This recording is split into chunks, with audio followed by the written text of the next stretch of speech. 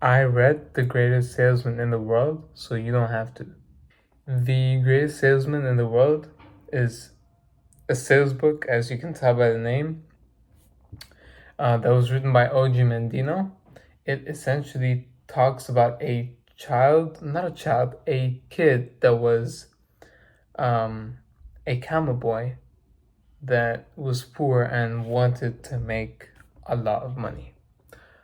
He was passed on 10 scrolls, each containing a principle which would dramatically multiply his value by 100-fold.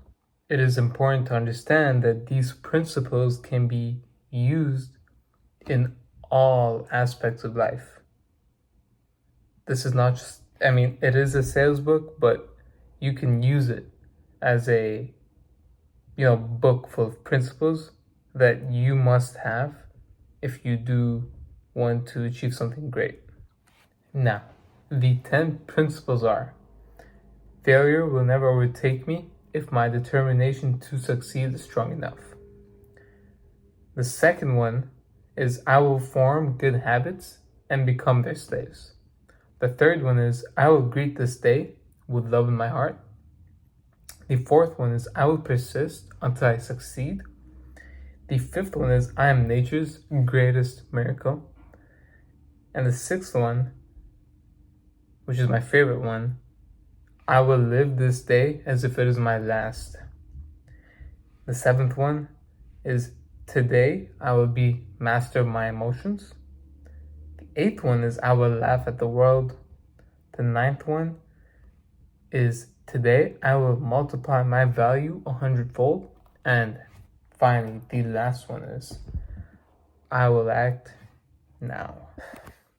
Essentially, these principles, which OG Mandino talks about, are actually counterattacks to any difficulty which we might counter on a day-to-day basis.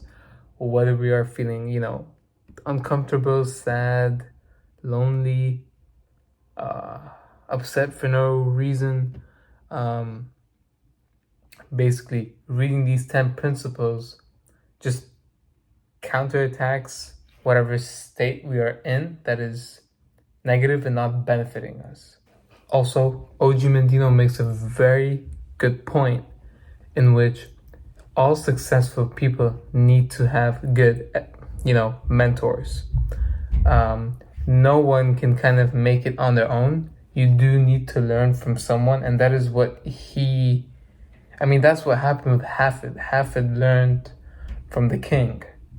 And the king passed Hafid the 10 scrolls because the king saw that Hafid is worth it. Like, he is the man with the habits that is going to carry out, the right actions. And so we need to be in a position where we do get to find a mentor, but that doesn't happen out of nowhere. Like, we need to be working on ourselves to get to a position for a mentor to come and pick us up.